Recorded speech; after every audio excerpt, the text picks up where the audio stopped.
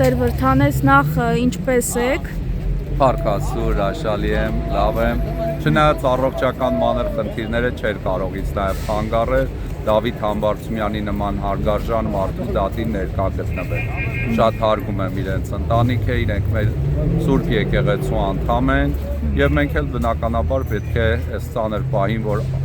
անօրինական ձևով մարդուն դատապարտում են, այս պահին իրա կողքին լինենք։ Եվ եկեղեցու շուրջ կատարվողի վերաբերյալ ինչ կասեք, օրինակ երեք Մասիսում տեղի ունեցածի վերաբերյալ ինչ կասեք։ Կասեմ, որ օրինակ Դավիթ Համբարձումյանը դրսում լիներ, Մասիսի երեկվա կատարած ապօրենությունների համար իրենց մի քիչ ավելի դժվար կլներ այս նույն ապօրենությունները կատարել։ Եվ կարծում եմ այս ամեն ինչը նաև իրար հետ կապված է, ունենալ Տիրադավ եպիսկոպոս, որը չի հնազանդվում Մայրաթոր Սուրբ Էջմիածնի այսպես որոշումներին եւ տեսնում ենք ինչպես էր ոստիկանական ուժերով, ով կարելի ասել Մասիսի առաջնորդանը վերածել էին ոստիկանական հենակետի եւ ԿՊԱ-ական հավաքատեղի վարչական ռեսուրսի օգտագործման։ Բայց Մասիսի հավատացյալ ժողովուրդը ըստ էության մերժեց, Այո, Մասիսի հավատացյալ ժողովուրդը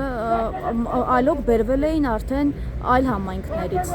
Պարտադրանքով վարչական ռեսուրսով հավաքված ժողովուրդ էր, նույնիսկ եկեղեցում ծառայող դպիր երեխաները մոտ 29 դպիր հրաժարվել էին մասնակցել այդ շոու պատարագին եւ տեսնում ենք, որ փառք Աստծո մեր ժողովուրդը օր-օրի նաեւ լրատվամիջոցների կատարած ճիշտ աշխատանքի արդյունքում բացահայտվում է իշխանությունների կողմից վարչական ռեսուրսի չարաշահումը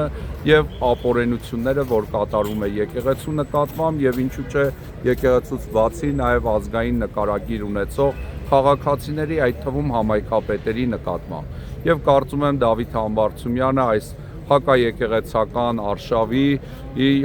հակազգային գործնեության մի օղակն է, որը հայտնվել է իշխանությունների թիրախում։